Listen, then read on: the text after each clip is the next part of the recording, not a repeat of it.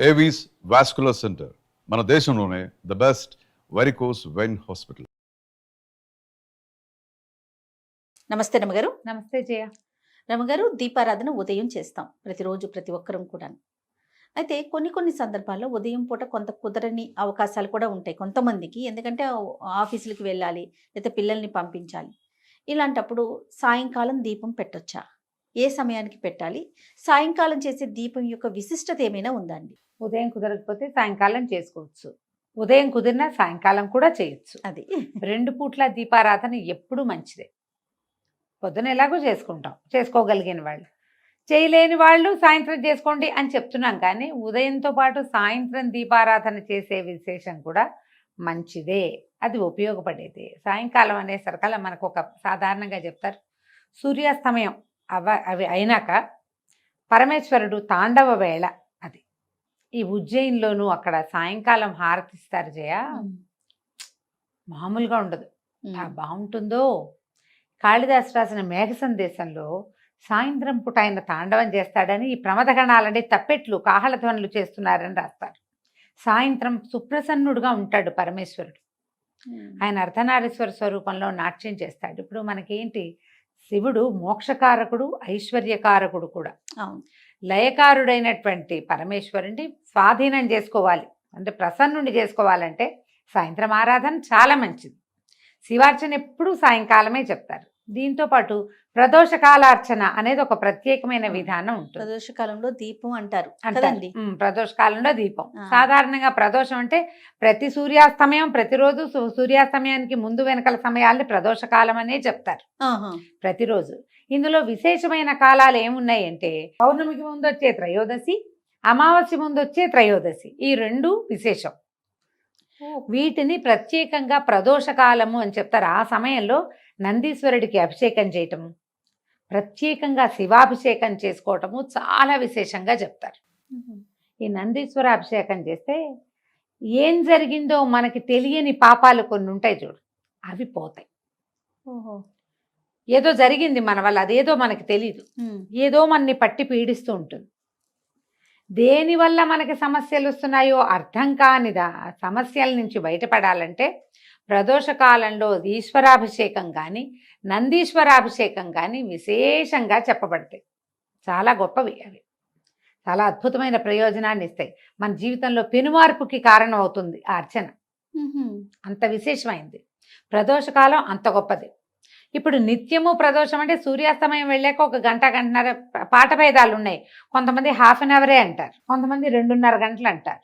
ఏదైనా సరే సూర్యాస్తమయం అయ్యాక దీపారాధన చేసుకోండి. మరి 8, 9 చేసేయద్దు, 7 గంటల లోపల చేసుకోండి. రాత్రి అయిపోయి సాయం సంధ్య. ఈ సాయం సంధ్యలో సూర్యుడు వెళ్ళాక విశేషం. వెళ్ళాక సూర్యాస్తమయం అయ్యాక అప్పుడు మీరు ఏదైనా చదువుకోవచ్చు, ఏదైనా చెప్పుకోవచ్చు.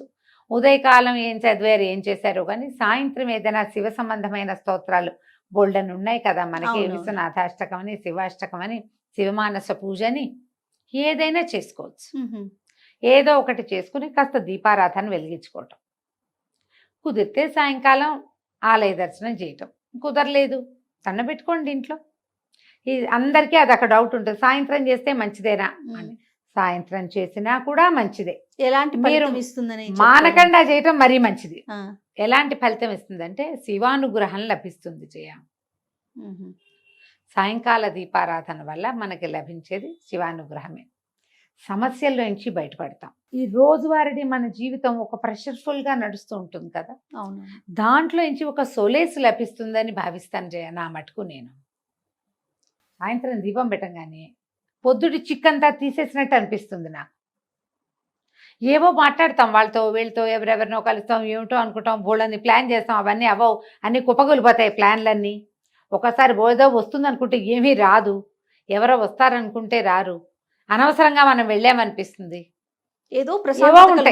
ఏవో ఉంటాయి. ఇవన్నిటికీ ఆ దీపం పెట్టి కాస్త అగరత్తు వెలిగించి ఒకట పంచాపచారాలు, సాయంకాలం పెద్ద పువ్వులు గివ్వులు పెట్టరు ఎవరు, పొద్దున్న చేయని వాళ్ళు పెట్టుకుంటారనుకో. ఆ ధూపం కాస్త ఇంట్లో అట్లా చూపించామంటే హాయిగా ఉందిరా, ప్రశాంతంగా ఉంది, ఈ పూట చిక్కు వదిలిపోయింది అనిపిస్తుంది. అది ఫీల్ అవ్వాలి. నా జీవితంలో ఏం మార్పు లేదండి అంటుంటారు కొంతమంది, వింటారు నాకు చెప్తుంటారు. మీరు చెప్పారు కదా 11 days నేను రోజు దీపం పెట్టాను, నా జీవితంలో ఏం మార్పు లేదండి. దీపం పెట్టడమే మార్పు. కరెక్ట్ అండి. ప్రతిరోజు మీరు 6:30 7 గంటలకి చకచకా స్నానం చేసేసి ఇల్లు బాకిలి ఏదో ఒక మాదిరిగా అయినా తుడుచుకుని, పొద్దున్న తోమినంత తోమకుండా కొద్దిగా ఒక మాదిరి వాకిలి సంధ్య వాకిలి జిమ్ముకుని, ఓ చెంబు నీళ్ళు పోసుకుని, కొంచెం ఫ్రెష్ బట్టలు కట్టుకుని, ఒక దేవుడి దగ్గర కూర్చుని 10 నిమిషాలు ప్రశాంతంగా ఉన్నావంటే ఏమిటి అదే అదే నాంది. ఏమిటి ఇంకేం కావాలి నీకు? అంతే కదా. ఆకాశం ఊడి పడాలి, ఎప్పుడు పడుతుంది దానికి సమయం వచ్చినప్పుడు. రోజువారీని పరుగులో నువ్వు ఒక్క 10 నిమిషాలు భగవంతుడికంటూ సమర్పించగలుగుతున్నావంటే అదే పెను మార్పు. అంతకంటే ఏం మార్పు కావాలి? ఏదైనా శివ సంబంధమైనవి చదువుకోండి. నువ్వు కూడా సాయంత్రం దీపమే కదా పెడతావు. అవును ఈ రమ్మగారు. పొద్దున పూట పరిగెత్తే వాళ్ళందరూ సాయంకాలం ఇంటికి వచ్చాక కాస్త చక్కగా ఫ్రెష్ అయ్యి ఏదో అవసరమైన 2-3 పనులు చేసుకుని ఆ దేవుడి దగ్గర 10 నిమిషాలైనా కూర్చుని దీపం పెట్టుకుని ఒక అగరత్తి వెలిగించి ధూపం దీపం సమర్పించి ఏంటో ప్రశాంతంగా అనిపిస్తుంది రమ్మగారు. ఆ ఫీలింగ్ ఏంటో తెలీదు. అంతే. మీరు చెప్పినట్లుగా అమావాస్య ముందు పౌర్ణమి ముందు స్పెషల్ గడియలు ఉంటాయి అన్నారు కదా, ఆ విషయం నాకు తెలీదు. అదేలే, నేను ఉదయం నాకు కుదరక సాయంత్రం పెట్టుకుంటా, భలే ప్రశాంతంగా ఉంటుందండి. ఒక 2 రోజులు కుదరకపోతే ఏదో ఆందోళన, ఏదో మిస్ అయిపోతుంది, ఏదో అట్లా అనిపించేస్తుంది. ఓ పండో ఫలమో పటిక బెల్లమో పంచదారో బెల్లం ముక్కో నివేదన చేయటం, కాస్త దండం పెట్టుకుని ఒక 5 నిమిషాలు స్థిమితంగా ఉంటుంది. దానికోసం అన్ని పనులు ఆపుకుంటాం, చాలు. చేయండి. సాయంత్రం దీపం చాలా మంచిది. ఈ ప్రదోష కాల అర్చన ఎక్కడైనా శివాలయాల్లో జరిగే చోటకి వెళ్ళచ్చు. నందీశ్వర అభిషేకం 3-4 చోట్ల జరుగుతుంది. అరుణాచలంలో విశేషంగా చేస్తారు. మాసం చివర అమావాస్యకి ముందు వచ్చే త్రయోదశి బాగా విశేషంగా చేస్తారు, చాలా విశేషంగా చేస్తారు. ప్రదోష కాలార్చన అద్భుతంగా చేస్తారు.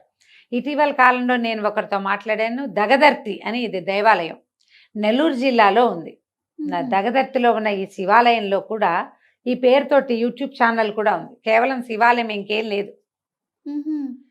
వాళ్ళు కూడా ఈ నందీశ్వర అభిషేకం చేస్తారు ప్రదోష కాలంలో. నేను నెల్లూరు వెళ్ళైనా మూలాపేట అని ఒక ప్లేస్ ఉంది. అక్కడ మూలస్థానేశ్వరుడు అనే దేవాలయం ఉంది. అక్కడ శివాలయం పాతది. అక్కడి నుంచే మొదలైందట నెల్లూరు ఊరు. అదే మొదలు. అక్కడే ఉసిరి చెట్లు ఉన్నాయి. నెల్లికాయ వల్లే నెల్లూరు అని పేరు వచ్చింది. ఉసిరికాయ నెల్లికాయ అంటారు. అక్కడ మొట్టమొదట పరమేశ్వరుడు వెలిసి ఉన్నాడు, మూలస్థానేశ్వరుడు. అక్కడ ఆస్థాన నందీశ్వరుడు ఉన్నాడు. వాళ్ళు కూడా ప్రదోషకాల అర్చన చేస్తారు. కొన్ని దేవాలయాల్లో విశేషంగా కనపడుతుంది. మీ సమీపంలో ఎక్కడైనా ఉంటే ప్రదోషకాల అర్చన చేయించుకోండి. ఈ అరుణాచలంలో దగదర్తిలో వీటన్ని చోట్ల కూడా మనం బుక్ చేసి పెట్టుకోవచ్చు. గోత్రనామాలు పంపిస్తే అర్చన చేస్తారు. అవకాశం ఉన్నప్పుడు ఒకసారి వెళ్ళి దగ్గరుండి ఆ నందీశ్వరుడికి చేసే అభిషేకాన్ని చూడొచ్చు కంటితోటి. ఇది విశేషమైనది. నువ్వు ఎందుకు అడిగావో సాయంకాల దీపం, దాంట్లో మనం ప్రదోష కాలాన్ని కూడా కలుపుతున్నాం. అవునండి. ఇప్పుడు మీరు సాయంత్రం పెట్టే దీపాన్ని ప్రదోష దీపం అనొచ్చు. మీరు రోజు పెడతారు, ఆటోమేటిక్ గా త్రయోదశులు 2 కవర్ అయిపోతాయి. అవును కదా, తెలియకుండానే ఆ రోజు కవర్ అయిపోతాయి. ఏదైనా మానేసే పరిస్థితి, మీరు బయటకు వెళ్ళే పరిస్థితి ఉంటే ఈ డేట్ చూసుకోండి. ఓకే, అమావాస్యకి ముందు పౌర్ణమికి ముందు రమ్మగారు. ఇవి 2 విశేషమైనవి. పెట్టుకోండి జాగ్రత్తగా. శివ సంబంధమైనది ఏ స్తోత్రం మీరు చదువుకున్నా కూడా మీకు అద్భుత ఫలితం. అంటే జయ, బ్రహ్మాండం ఊడిపడదు. అంతే కదండి. 2 పాయింట్లు ఉంటాయి వీటిలలో ఎప్పుడు కూడా. నీకు కావాల్సింది కాదు, రావాల్సింది వచ్చేస్తుంది. 1. 2ది, నీ మీద పడాల్సిన పెద్ద బండరాయి చిన్న రాయి అవుతుంది. ఎప్పుడో ఒకసారి రేర్గా ఈ రాయి తొలగిపోవచ్చు కూడా, పక్కన పడచ్చు కూడా.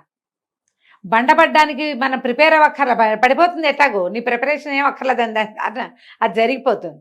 ఆ జరగాల్సిన భయంకరమైన పరిస్థితుల్లోంచి నువ్వు ఒక మాదిరి స్థితిలోకి మారగలుగుతావు ఈ అర్చనలు వాటి వల్ల. ఈ పాజిటివ్ ఎనర్జీ వల్ల మనం కొంత తప్పించుకుంటాం. అదే కదా మనకు కావాల్సింది, అదే కదండి కదా. ఇది చాలు కదా మరి. కాబట్టి ఈ రకంగా ముందుకెళ్ళండి. చాలా సంతోషం రమ్మగారు. నమస్తే. నమస్తే.